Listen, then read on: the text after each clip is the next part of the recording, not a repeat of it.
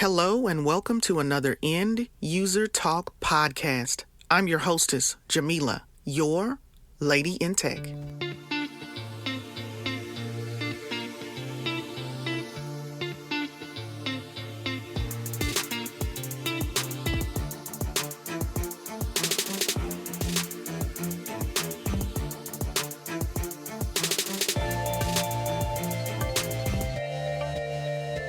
Hello and welcome to the End User Talk podcast. I'm your hostess, Jamila, Lady in Tech. We've got another, of course, great guest. And I want to welcome first and foremost, and thank you for taking time out of your busy schedule to be here with me and us to have a conversation. So Kendra Holloway is our guest today. How are you doing? I'm doing very well. Thank you so much for having me, Jamila. Thank you. You're welcome. It's just a treat, just as much of a treat to me, myself as well. But before we get started, just in case nobody knows who you are or what you do you mind giving us an introduction of who you are? Absolutely. So as you mentioned, that's my name, Kendra Holloway. And I am an artist that is based in New York. So I am an actor as well as a writer. And basically the way that you and I connected is I have an archival page, which I'm pretty sure we'll get into it on Instagram, and just kind of a community that I'm creating, which kind of archives just the amazing Black melanated actors and actresses who have come before. I kind of fell into theater being up here in New York. I'm originally from Kentucky. I grew up in the middle of nowhere. And so from a very young age, I knew that I wanted to perform. And I had a relative of mine to tell me when I decided to take things seriously after I graduated from college. Shout out to Clark Atlanta University in Atlanta, Georgia, all the HBCU, beautiful people. A relative told me that if I really wanted to be serious about my craft, I had two choices. Either I could move to New York and be an actor, or I could go to LA and be famous. And with that being said, I moved up here because there was a certain a caliber of training at that time that I wanted to get under my belt. And along the way, I just started to kind of engage in these interesting conversations with theater vets, with television and film vets that people just didn't talk about or talk to a lot, to just kind of get their take on the industry, on not just necessarily, also the technicalities of acting as well. People weren't really going to some of these folks in the same way that I certainly wanted to go to them. And so that just kind of, I've always had an interest in documentaries and archival material. And it's something that I will continue to pursue. But I also realize that in my own craft, I guess it's not craftsmanship, but in my own crafting of my actual career as an actor, as an artist, I've been gathering knowledge from a lot of beautiful Black performers, and also including that into my everyday, study and practice. So it's just kind of, I don't know, I guess my own method, my own methodology. So, yeah. I love the fact that you call it an archive. Archive gives such a totally different meaning versus saying our history. Mm-hmm. An archive clearly is just a collection of, it could be a collection of stories. It could be a collection of history, or not history, but stories, experiences. And I just love that you used that term to describe what it is you do. What I also like about the Melanated Archives, I love the name as well. Thank you. In addition, just the compilation of different, it's a journal of sorts as well. A journal of journeys and experiences of some of the great theater actors, screen actors, writers even. How you kind of touched on it just a little bit, but what made you want to compile these experiences? Yeah, absolutely. So I guess let me backtrack just a little bit. So within my baby career, in comparison, you know, there were just as I mentioned, there were some things that I just felt like I was not getting, and it really takes me back to. So as I mentioned, I went to Clark Atlanta University, and my first major at Clark was theater. However, one of my beautiful advisors during my freshman year was a woman by the name of Carol Mitchell Leon. And she's another great actress that, we really don't talk about too much as well. But she was in The Heat of the Night, like the old, series. She had done some things with the Alex Haley when he did Queen and different things like that. And then later on in life, she had, because Tyler Perry had come to town in Atlanta, she had worked with him on a few projects. But she was just such a beautiful person. And unfortunately, she passed away my first semester of college, which, when your advisor just kind of, leaves like that, it kind of just leaves you out there just kind of, wallowing a little bit. And I wallowed, and I really thought to myself, because at the time the theater department was really resting so much on her and so much on her beautiful work and her legacy, that it just wasn't the same. It didn't feel the same after she had left. And so after that, I went ahead and I started studying at the Alliance Theater in Atlanta, which was a beautiful experience, but there weren't a lot of instructors that looked like me, and not necessarily that you had to be a Black instructor or a Black teacher or performer, certainly not. But I knew that my approach was just always going to be different. It was always going to be different. The way that I looked into a script was going to be different. And I needed just a balance of it all. Something that I could add on top of, the other things that I was learning. And so fast forward, when I moved to New York finally to really pursue acting, and I was doing like my first way off Broadway shows. Like I'm talking like in the backwoods of somewhere in Brooklyn. When I was doing like my first way off Broadway shows, and I was looking at instructors, and I had these beautiful acting teachers from all different backgrounds, but once again there weren't quality Black actors that anyone was telling me about, but I knew that they existed. I've always been on a mission to like yourself, to find people that looked like me, that were doing the things that other folks were telling me that they were not doing. And I eventually, I found people like Jeffrey Owens, who we know from The Cosby Show. And so, I found people like him, and I found people like Allie Woods, who is one of the founding members of the Negro Ensemble Theater, who really just kind of swooped me up under their wings. And I studied with them. I learned from them. They directed me in things. And so that really just kind of, it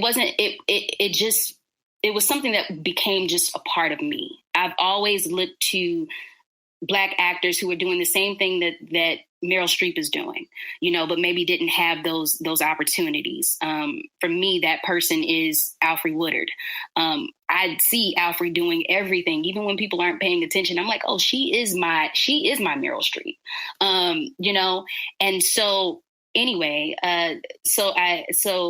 I decided that, hey, other actors need to know about this. So I started, just kind of, I guess, telling my actor friends, hey, pay attention to this person, or, hey, we're going to go see this production that this person is directing. I know you haven't heard about it, or it's not really something that's on your radar, but let's go see it. Or, hey, I want you to meet this instructor, this actor, something.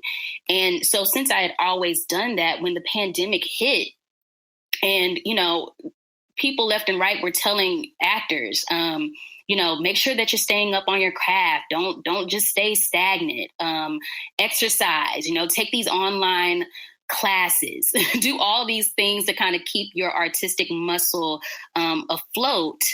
What was I doing? I was going back to what I knew, which was I'm going to go back and I'm going to watch all of these older performances and figure out new things. And now that I have the time to really digest these things, I'm going to study that.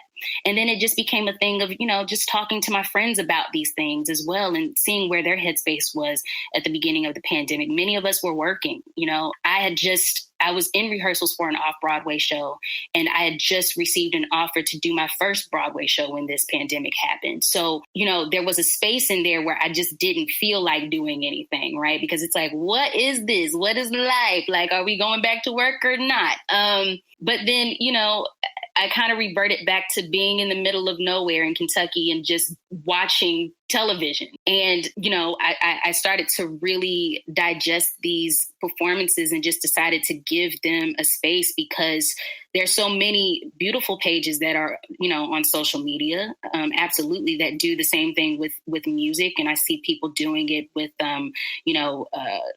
with art or with clothing or something like that. And I said, there really isn't, besides showing a picture, what's the story, These are the things that we will hold on to. You might not have all of the video of every single person because there is so much history, as you mentioned. However, there's always a story. And a lot of times we just admire these people and we let them just kind of float around in history and never really land. And so many of them have never had platforms to actually tell their stories. So I just wanted to pay homage and to also do my own studying on a daily basis too. So it's kind of like just a reminder for me, right? And then I can, tell my other friends, hey, go to the page and figure out who we're studying right now. So that's really what it was birthed out of, just trying to have a space for them to somehow really be as much of a well-rounded individual, an actual person, not just a one scene in a movie or, one image of them floating on stage somewhere, but an actual grounded person so that we can have just a spot to see and to understand why this person was as amazing as they were or are as amazing as they are. Exactly. And it's great that you are actually doing this because I don't know about you and other people who actually watch, movies, TV shows, and who enjoy Broadway or theater. And you've seen these actors and actresses, and you see these people in a lot of different shows. You've seen them, yet you don't know their name, but they're great actors and actresses. And what I like about what you're doing is the fact that when I scroll through your page on Instagram and I look and I'm, oh my gosh, I know that person. Oh yes, I saw them in that particular movie. For instance, the other day you did a post and you were honoring Teresa Randall. Mm-hmm. And of course, if you don't know who she is, for me, I became aware of her actually through a number of different movies, but Jungle Fever is the one that comes to my mind. Mm-hmm. And that one comes to my mind because the scene that you actually chose in that movie it featured Lynette McKee, who was played the starring role in that, or actress in that movie. And they were having a girl session, just a talk. And every woman in that scene, honestly, are women that you've seen before. Whatever you've seen, whatever role they're playing, they've been dynamic. They've been amazing. Yet you have no idea what their names were. Mm-hmm. And that's what I like about what you're doing, is because it's just like with Black History Month. Every month, for as long as I can remember, we heard the same names: Martin Luther King, Malcolm X. Not to diminish their role in our history, but there's so many more people that have contributed. And that's what I love about what you're doing.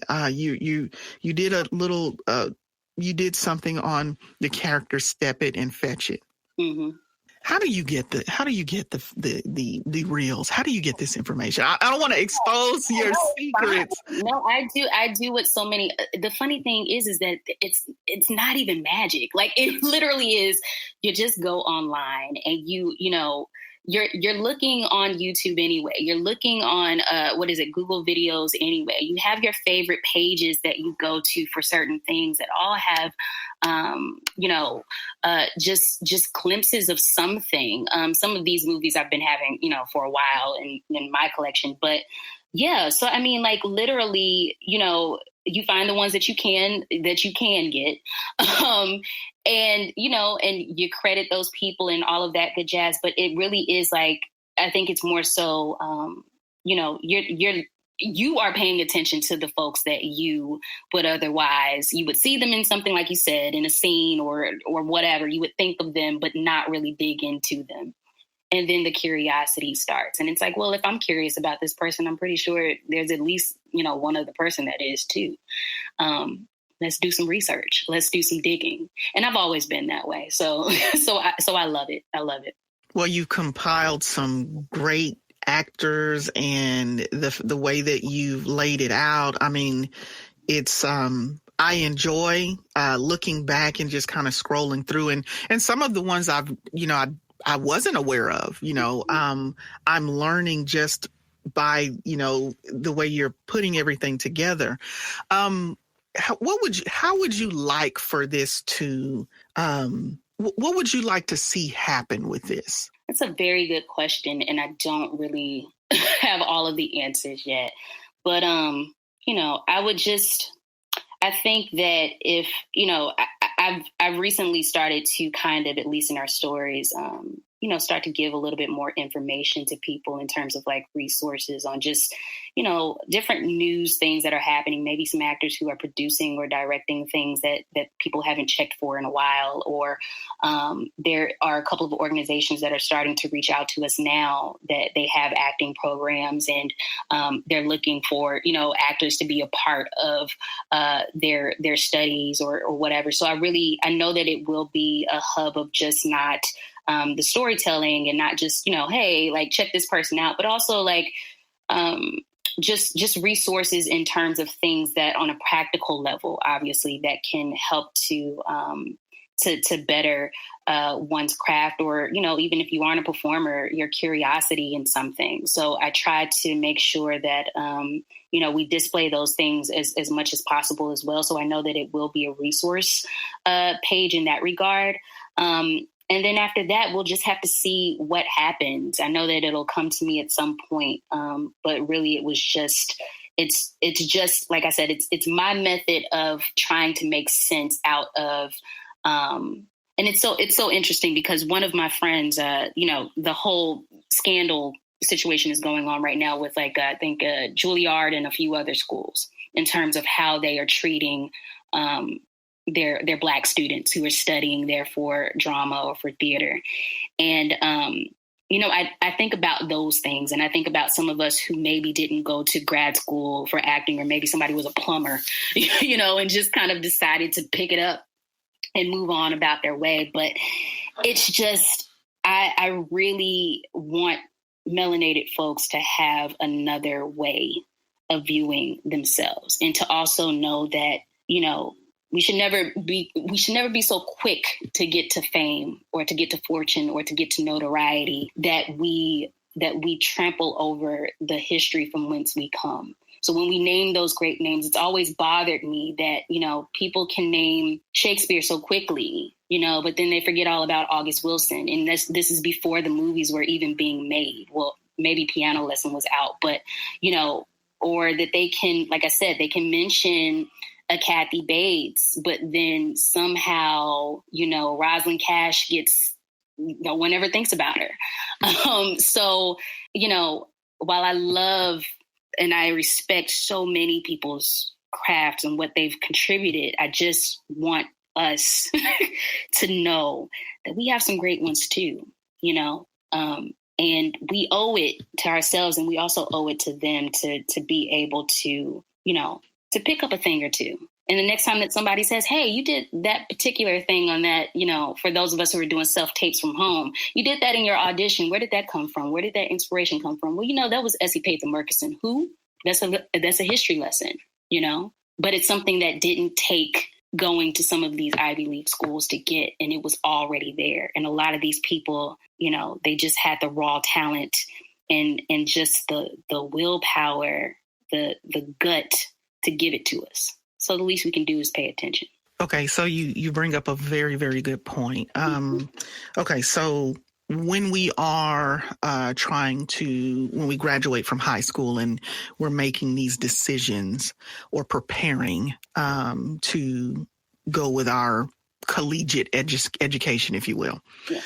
Clearly, we have all of these different options, and we have our HBCUs, which generally aren't always on the top of people's lists. It's only a small population of individuals who are aware that there are HBCUs and that you can attend one and get a comparable education as you would with some of our more popular college and university experiences. Mm-hmm. What you're saying about information that is not discussed or disclosed, okay, I'll say it this way.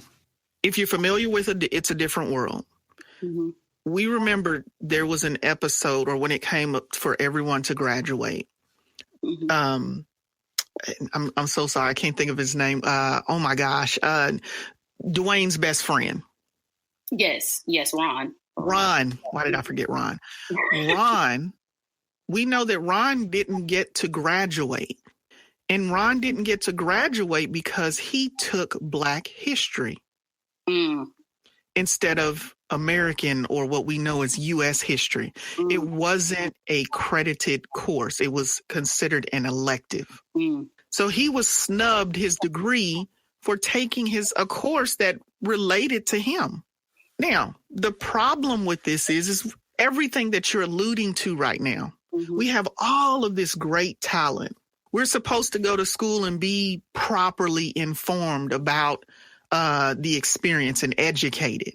Yet history excludes, or it's subjective or selective about what parts of history it wants to educate us on. Mm-hmm.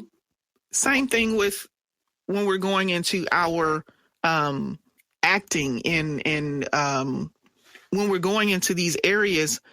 Clearly, we know that we've contributed in these areas forever. Entertainment is, if we weren't maids and butlers and slaves, they used us in entertainment. So why are we being excluded in the arts? One would say maybe if I go to an HBCU, do I get the better experience than going to, as you stated, the Juilliards, the Stanfords and Harvards? Is the experience and the education better? But then you still have to deal with this. Am I going to get the credit for it? So it's like we're not getting the credit that is due us, and we are existing in these realms. We don't get the Oscars. We don't know these names. So how exactly, or what exactly do we need to do? Wow, that's a loaded question.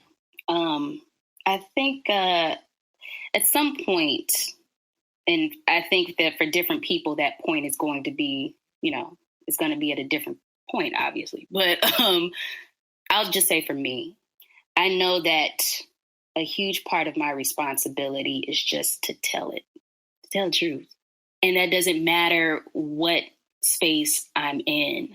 I think that, my dad used to tell me growing up, he was like, if you love something, learn everything that you possibly can about it.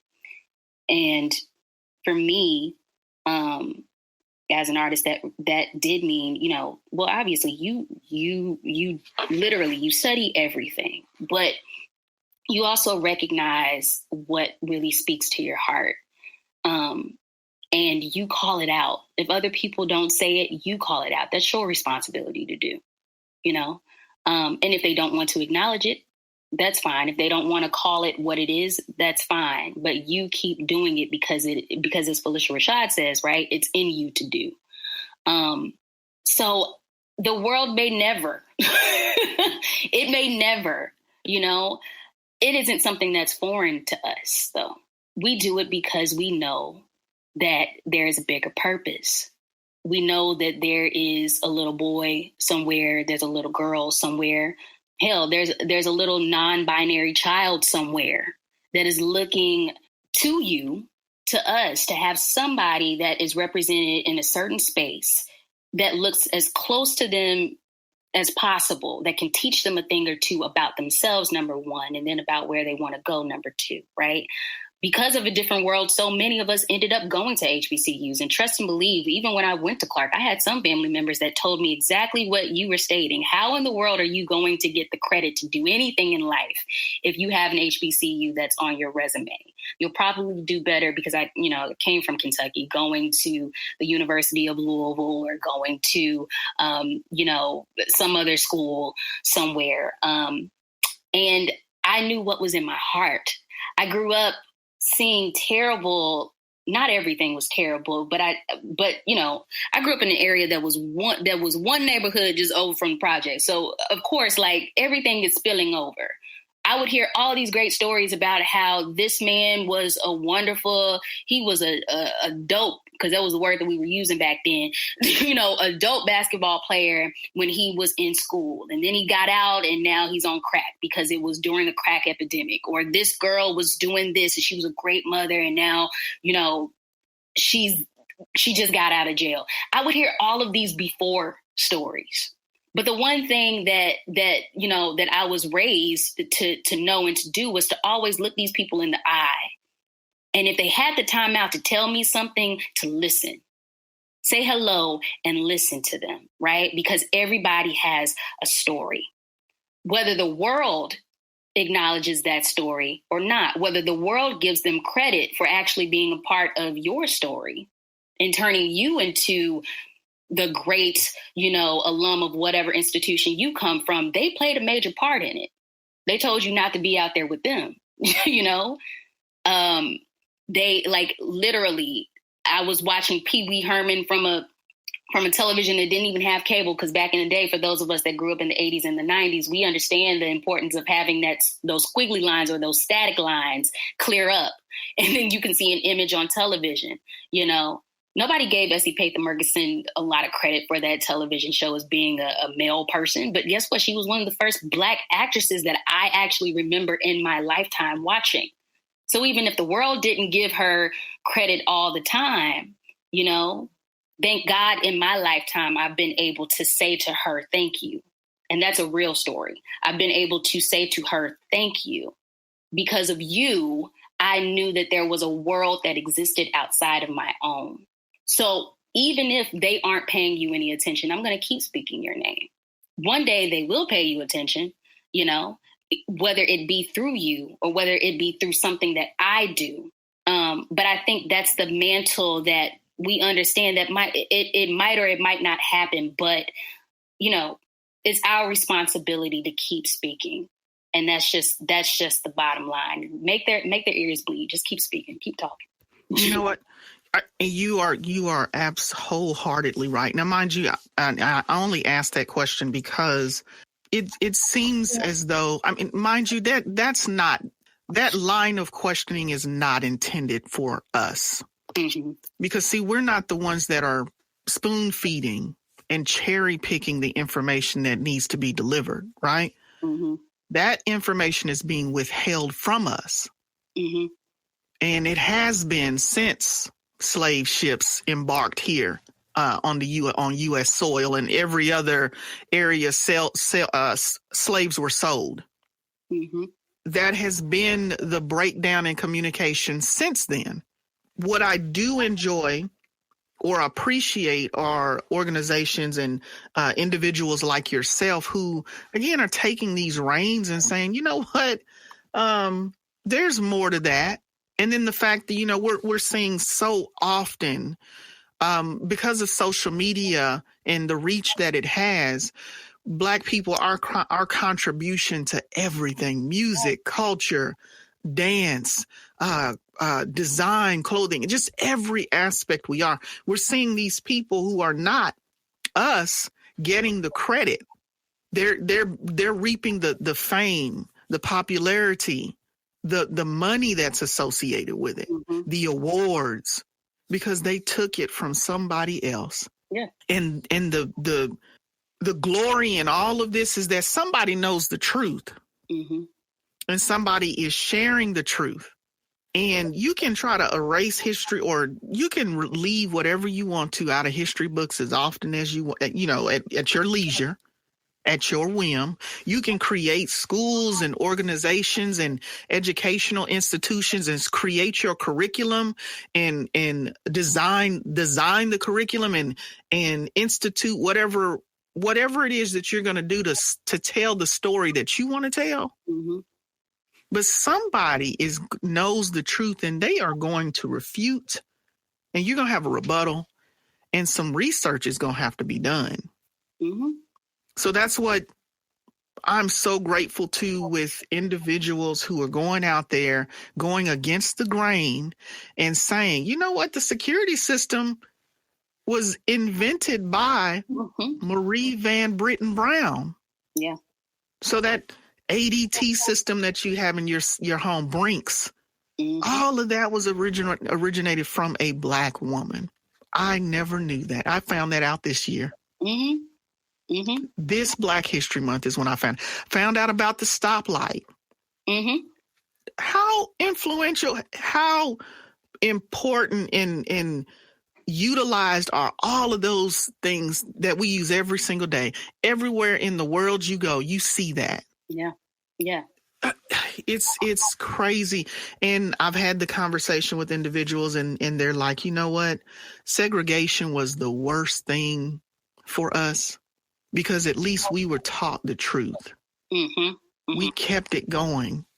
And then on the flip side of that, I've had the conversation where segregation was the worst thing. Yeah. Because it separated us from the true experience of our experience, the social experience, the opportunities. Mm-hmm. But then you have, in addition to that, it's like, okay, you don't want us in your community, so we're trying to stay in ours. But yet you find your way trying to figure out, how are they living? Mm-hmm. How are they making these things happen? And then you come over there and you still disrupt. You're still unhappy. So it's like you hear individuals saying that, we need our own. But even when we do get our own, whether it's HBCUs and communities, you're still not satisfied. Mm-hmm. So what is it going to take? And that's the $1 million question. You know what I'm going to take? Yeah. That's it. Mm-hmm. You don't want us. You want to reap the benefits. You want to have full creative control. Mm-hmm. We can't speak up. You want to take credit that you don't deserve credit for. Yeah. Again, that's why that question isn't for us to answer. At what point are you going to let us be? Mm-hmm. So in the meantime, you continue to make your posts. You continue to make your websites. You continue to ask those questions, and you challenge your instructors, your professors, your leaders, so that they don't continue to try to muzzle us as they've tried to do. Exactly. And that's why these websites, that's why these Instagram pages, that's why these are important, because like I said before we spoke, if I were not a Black woman, I would believe every single negative, disparaging remark, movie, headline that I see. And I would be afraid of Black people. I would be threatened. Mm-hmm. I wouldn't have any humanity or look at Black people as people who have sense or can be productive in our society. Yeah. And it just, to piggyback on that, it reminds me of what Cicely Tyson quote. She said, I do not have the luxury of just being an actor. And I think, no matter what field you are in, and that's part of also the Black tax, unfortunately. But the beautiful thing is that we are making each other aware. And that's why, just for me personally, I would never feel right, just whether it's on my personal Instagram page or somewhere else, posting something and not giving some kind of context that to me is just, it can be lazy. It's half-assed, but also it's my responsibility because somebody does not know what happened before this picture was taken. What season was this? What year was this? You know, I love finding out those stories because they make everything else make sense, you know? And we owe it, like I said, fortunately and unfortunately, because the unfortunate part is that you're absolutely right. Why is this not told to us? Why do we have to go and search so hard and so deeply and find this stuff, you know, some 50 years later, and pull it up out of, you know, from the dusted bins of, you know, whatever, just to say a few lines about it. And even that doesn't show the whole thing. But, you know, the beautiful thing is that hopefully someone will get a hold of it and someone will say, you know what, instead of making 5 Aretha movies this year, let's go ahead and make something different. Let's talk about the stoplight. You know, how many of us were just so surprised when we did watch Hidden Figures? And we were like, how in the world did I not know this story? But that's the power of media, right? Man. Like, how many things have been that way? There's some amazing, one of my favorite posts so far on the page is back when, you know, I just started the page earlier this year. But one of my first posts was a clip from a documentary that I had been looking for years. When I tell you 4 years, I forgot. I watched so many documentaries that I totally forgot which documentary it was from, but I knew that it existed. And I kept telling people, hey, there is this clip that is a behind the scenes look at Good Times, where literally Norman Lear, the legendary producer and creator, one of the co-creators of the show, is having a full out disagreement, right? Almost an argument, really, with Esther Roll, and she's not having it. And nobody could tell me where this clip was. And I was like, I know I saw it. It kind of felt like a, you know, a ghost that was somewhere. And I'm trying to convince people that it's somewhere in the corner. Until I literally found it again, and I realized it was hidden in his documentary about his life because they wanted to kind of, it's a PBS, you can watch the whole thing on, some of the clips rather are on PBS, American Masters, but the documentary is about Norman Lear. And if you watch it from the perspective that they showed it and how they chopped it up, they really tried to kind of paint the story of him doing what was best for the show and trying to just make everyone get along and just get through the show. And this was during those years where, you know, pretty much Esther Roll and John Amos had it up to their ears in terms of the script and where it was going. And they were being so protective of how, especially, you know, poor Black folks were being represented on television and how being poor had nothing to do with your intellect, right? And so she is having this disagreement with him, and he keeps talking about how this particular scene needs to be performed in a particular way. And she's sitting there in that rehearsal room and she's looking at Norman Lear in the face and she's like, but Black people would not say it like that. Thelma would not talk to me like that as her mother. She's saying this to him. And even if you aren't, like, as an actor, obviously we know what this is to be in a rehearsal space or to be doing something and you have questions about the script, about the direction, and maybe the piece isn't being, presented by all Black people. And so there are certain things that you have to, discuss in the rehearsal room because something is just not rolling off the tip of your tongue in the right way, right? But we also know what this is like in the corporate world. When people want to do something, they want to create a program. They want to do some kind of fundraiser that is not in alignment with how people are going to receive this, or how it is going to look for folks that are not these, multi-million-dollar rich white people that are the head of this thing. Like, what that moment is like. So I say all of that just to say that. So it's important for us to see that. It's important for us to know that we are not crazy, that we are not alone, that there's nothing new under the sun. And once again, it's our responsibility to tell it, to show it, to speak it, to display it, and to make sure that at the same time that we are telling, these other people what to do with their so-called information, and we're taking the real information and that we're giving it to each other. Like I said, there's no reason why there should be 5 Aretha movies that are coming out this year. I don't think there are 5, but there's at least like 2, 3 or something like that. To me, I don't understand it. And I love like literally everybody that's involved with these projects, but I'm just saying like, there are so many other stories that need to be told. So producers, writers, directors, whomever you are, get to know something else. And in your plight to tell a story, in your plight to put something out there, fight like hell. Mm-hmm. Make sure, even if it's just on a freaking, Amazon. Well, Amazon Prime is a big deal these days, but whatever the platform, just make sure that you are fighting. And we know that some things are not going to get greenlit, but honey, there's some effort that we need to be taking. There's more effort that we need to be just taking. try to put it out there. The worst thing for you to do is to not do it. Exactly. I've been hearing that more often here lately, excuse me. If you have an idea, clearly we don't know what's going to happen with it.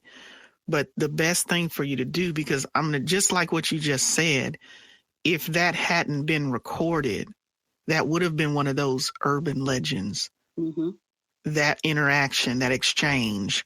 But, Robert Townsend said the same thing. He said when he was starting his career, and he started, of course, he started with like comedy sketches and things of that nature. Mm-hmm. And he was saying that he recalls when he would pitch an idea or a scene, he said that, you have the people you have to pitch these ideas to are generally white males. Mm-hmm. And he'd pitch something and he'd say, well, he'd act it out. And then he'd be stopped. And they would say something like, well, that's not the walk you're supposed to, that's not how you're supposed to walk. Mm-hmm. And he'd be like, how am I supposed to walk?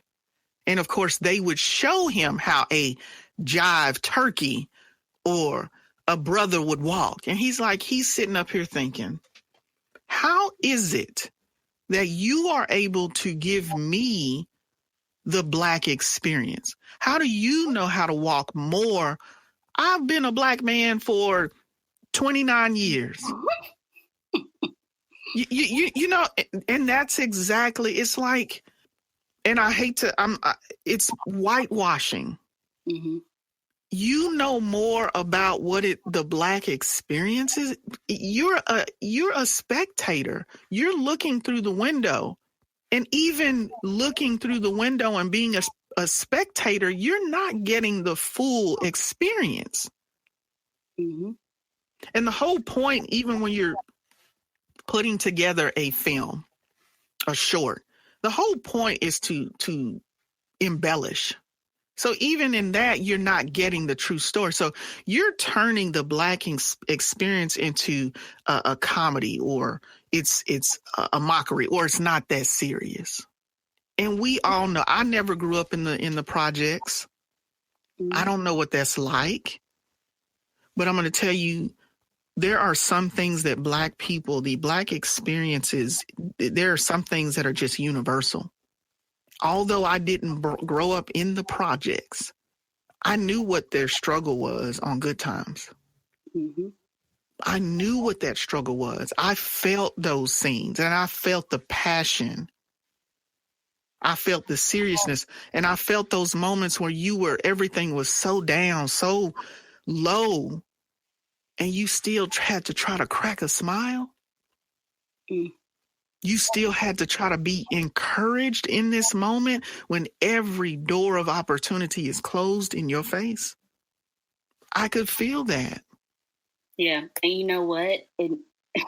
You say that, and it's like, and that's part of it right there. It's like, so if you could feel that as a viewer, right? Imagine what these performers were actually going through, because they're talking about, keeping our head above water, making a way and all of this other stuff. But when you consistently have to go, and as soon as the camera is off, and you have to consistently have these conversations, and you studied Shakespeare. And that's another part. That's the reason why, it's a mesh of television, film, and theater, because a lot of these people, they were serious actors who were, kind of, like you said, they were kind of whitewashed, or, kind of patted down into these packages that, yes, it was beautiful to see Black faces on film, but that wasn't even, just a crumble of what they had actually studied and how skilled they actually were. So not only are you trying to tell me about my experience as a Black person, to somehow be able to incorporate your words and what you were telling me to do into this script and into this scene, but you're totally just overlooking the fact that this is my lived experience. There is an emotional aspect of this. You felt it because they were feeling it. Acting is soul work. There's so many times, and I'm pretty sure you've had so many different beautiful conversations. I know that you've had some entertainers on your show, but there's so many times that you're called to go into, and some dark places aren't necessarily like, oh, we're murdering people and, oh, there's a dead body or whatever. Some dark spaces are literally just, you have to recall not having money, to recall, just something terrible happening to someone. There's a transformation that happens. And even if it's something that totally is not you at all, for the soul to be called to do something that is not of it is a stretch. That's exercise. That is something that a lot of people will never understand, right? And that's okay, because that's the magic of being a performer. But I think that it's certainly something that we should all be respecting, and to know what these folks, it wasn't just a line that they said. We talk about these things when we talk about people like, Chadwick Boseman and Ma Rainey, and how scary that scene was, but we know what was going on. We know that conversation, it wasn't a script. That was a dying man's conversation with God. That was his deathbed conversation, because he knew it was coming. You can't tell me. Child, don't make me shout, girl. You know what I'm saying? But you are right. What happens whenever we have Black folks. We're feelers. We feel things. We tap into emotions so much, even if it's just even if it is a comedy. We really genuinely want to know what makes you laugh and why. And you know what? You speak about comedy. You speak about comedy in with our struggles. We have some classic, epic comedians. Oh yeah. I mean, I can think of several. But you think of comedy in everything that we've gone through. I watched Andra Day in the Billie Holiday, and we know I've seen all of the different variations of the Billie Holiday. Now that one with Andra Day was probably more close to her true experience. And it was a lot. But I do remember Diana Ross playing. I thought she did amazing in capturing the essence of Billie Holiday. But Andra Day went somewhere. She went somewhere very, very personal and very, very stripping. She was very vulnerable. The things that she was telling about what Billie Holiday experienced. When you talk about comedians, how can you come back from experiences like what Billie Holiday experienced? Richard Pryor. Richard Pryor's childhood was dark. Very similar to Billie's. actually. Yeah. Dark. You think about Temptations. What's his name? He has such a beautiful voice. David Ruffin. Yeah. Mm-hmm. You think about, and all of their childhood, all of their upbringings were similar, if not the same. Mm-hmm. To start from that period in your life and it be so dark, and to get up on a stage and have to make somebody else laugh, and you think about the things that they're having you laugh at, the things that they are joking about were the traumatic experiences that they had. Mm-hmm. They are reliving trauma. Yep. And finding a commonality with his audience. May not have been the same, but we've all experienced something. We can laugh. You laugh about having to eat mayonnaise sandwiches. Mm-hmm. You laugh about having to eat a bowl of cereal with water. Mm-hmm. Or just having a cheese. I'm not talking about grilled cheese because you didn't have heat. Mm-hmm. You went in the refrigerator and there was a cheese slice in there and you ate it and had a glass of water if the water was on. We laugh about trauma. That is why there isn't a kinship. I'm going to try to move on from this, but Cynthia Erivo, I think she is so amazing. She played Harriet Tubman, and I didn't realize how much she was actually in as far as movies. She's an actress and a singer, but she was in The Color Purple. Mm-hmm. And I remember she was talking about, they invited her to sing that song, I'm Here. Yeah. And before she sang the song, she actually stopped.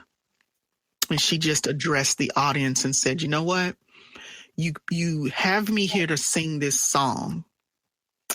I'm here, she said, but I will sing the song, but my intention was not to, because it's a song to you.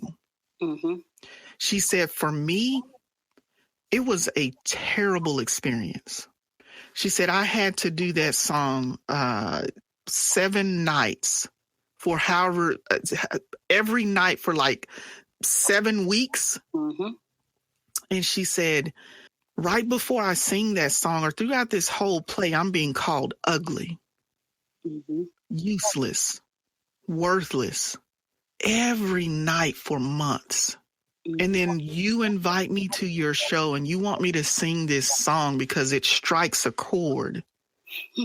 She said, but it hurts me to sing this song because I have to fight back those ugly words that I had to endure for months. So it hurts to sing this song. When I'm singing this song, it is an expression of pain. So yes, you are correct.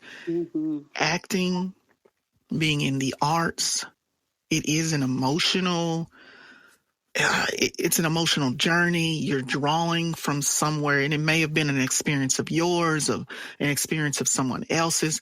And these actors, they deserve, we say now, they're flowers. They deserve every recognition because they fought hard to be, and they've had to take roles that they didn't want to take because they are bigger and better than that.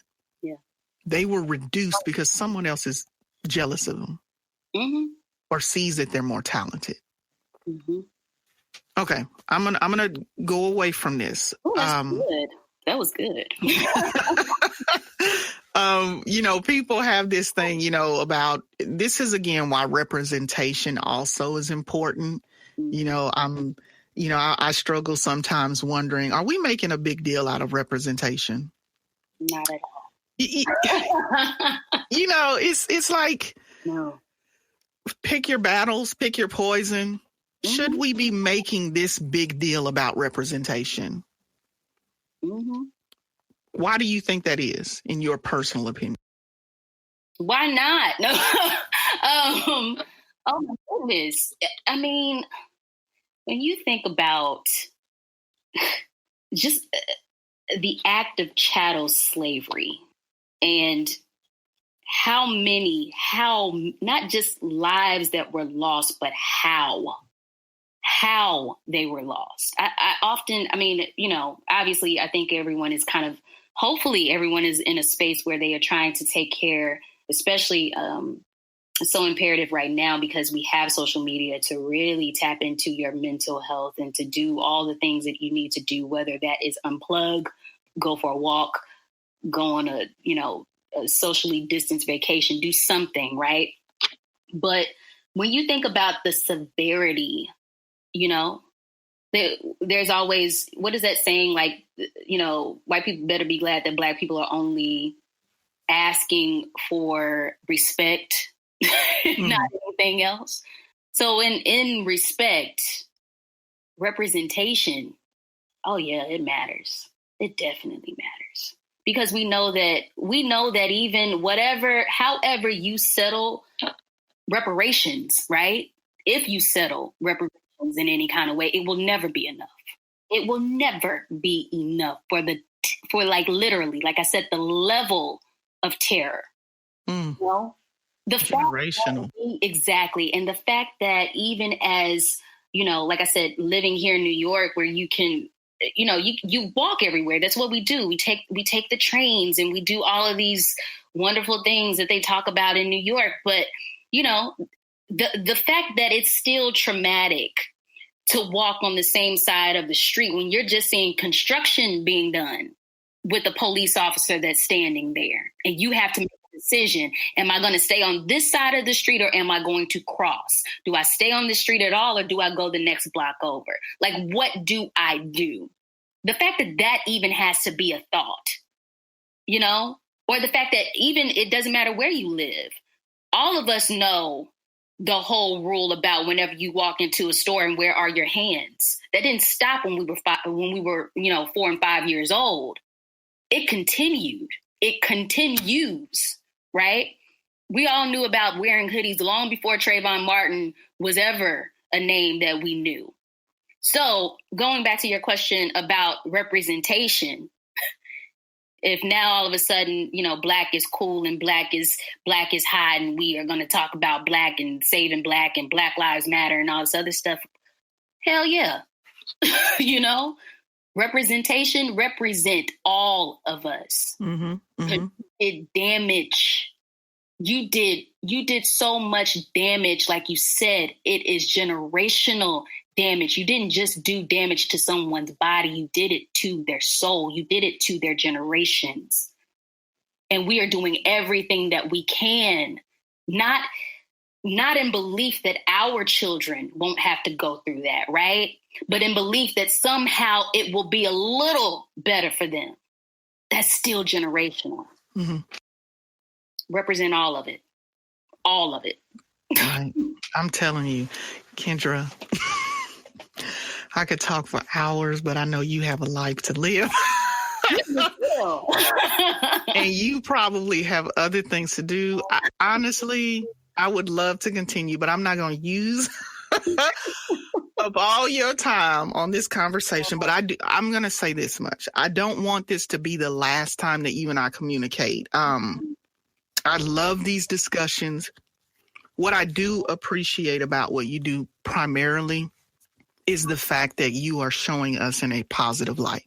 Yes, the undertone is showing some trauma and some negative experiences, but what it does show is that despite those things, those roadblocks, those cages that we were, all of that, look at us. People say, look at God, and that's the truth too. But look at us. Yes. Oh, I love that. So I appreciate, thank you. Girl, we need to see some positivity. We need some encouragement. We need some empowerment, empowering. And we all know how difficult it is when you are in the entertainment business.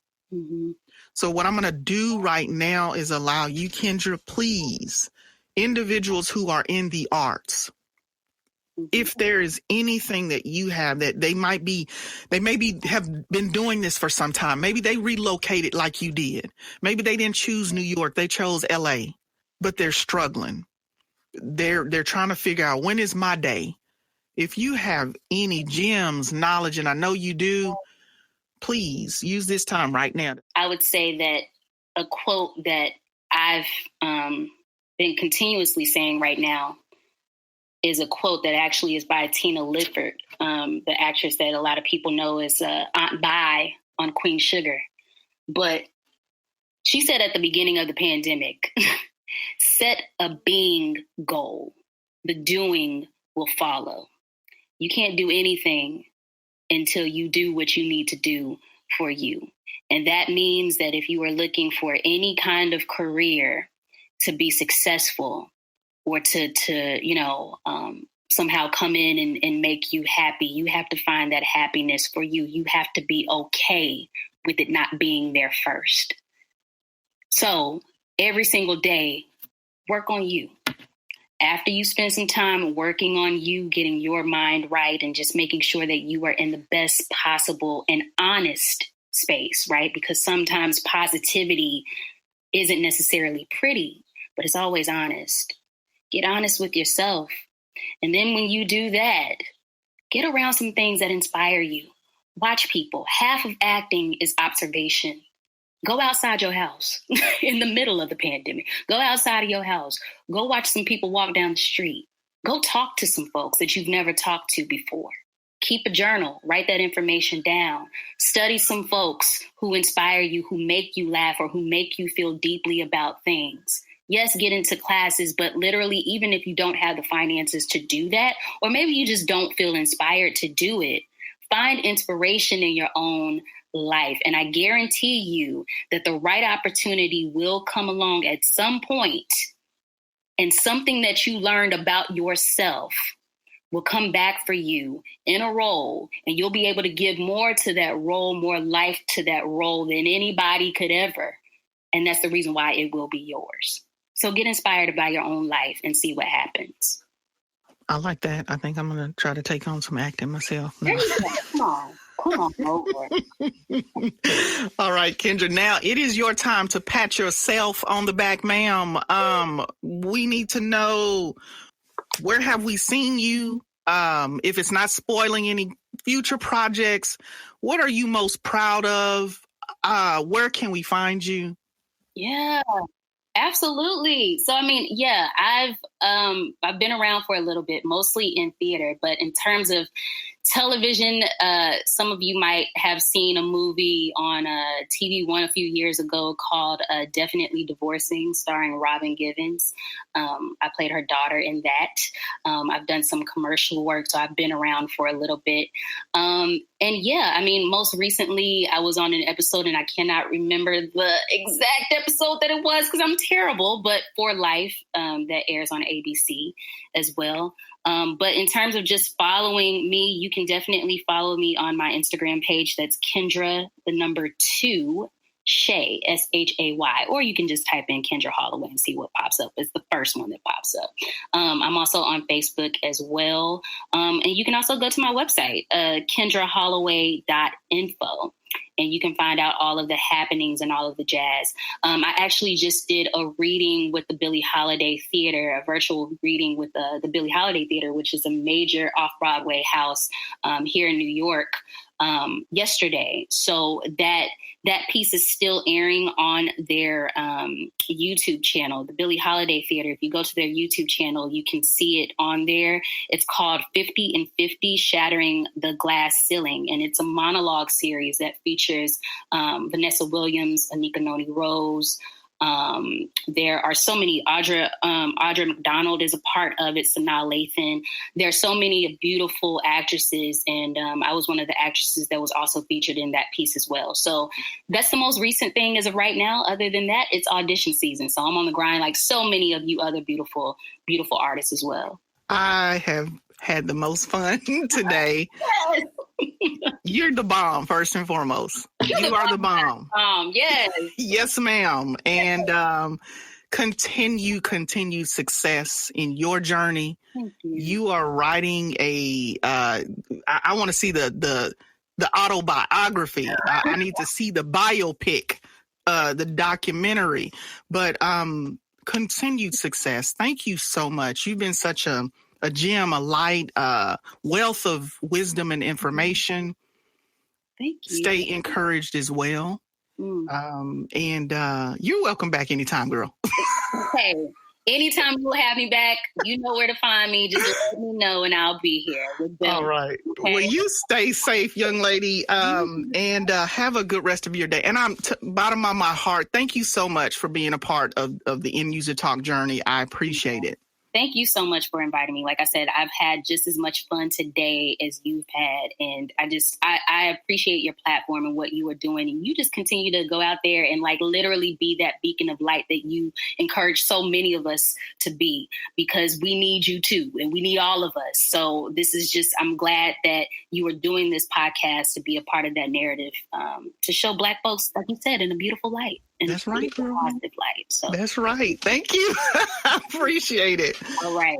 We've come to the close of another episode of the End User Talk podcast. I hope that what you've heard today will leave you feeling empowered. Thank you for listening. And remember, every day's a training day.